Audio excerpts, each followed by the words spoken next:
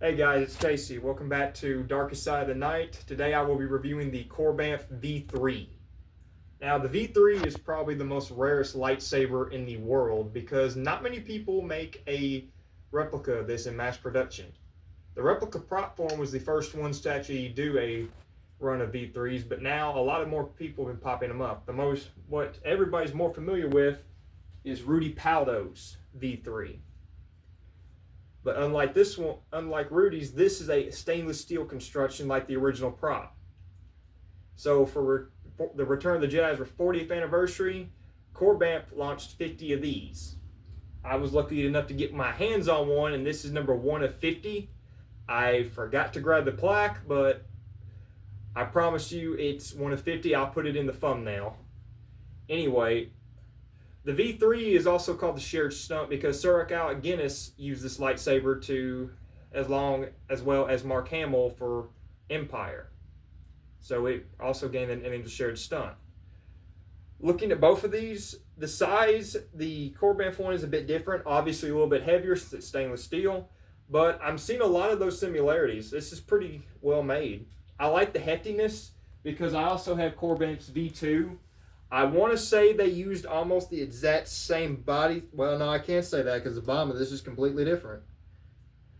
But it's a very similar construction. Now, my favorite lightsaber, of course, is the V2, but the V3, this is pretty impressive. I'll probably paint in myself this area black to match the on-screen appearance, but this is pretty well made. Like, I love the weight. This is how a lightsaber should weigh. Now, Korbanth was also releasing a few more items along with this lightsaber. You would get a free t-shirt, Luke's glove, which, yeah, power of the Force.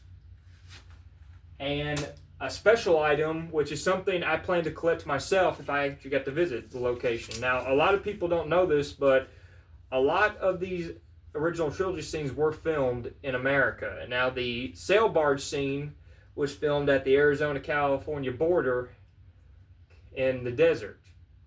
Well, when he released his Yayama lightsaber, he went out there and shot a couple of videos for it, and he grabbed some Tatooine sand for the first 50 people that would order his V3.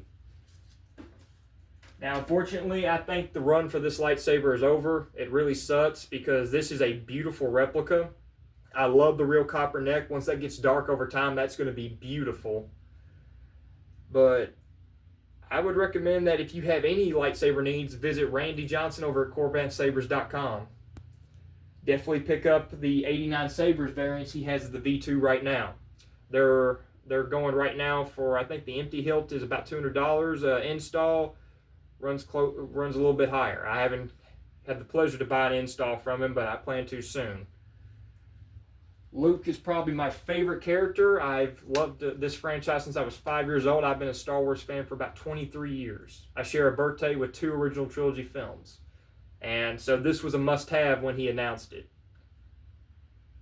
But pick one up if you can. Stay groovy.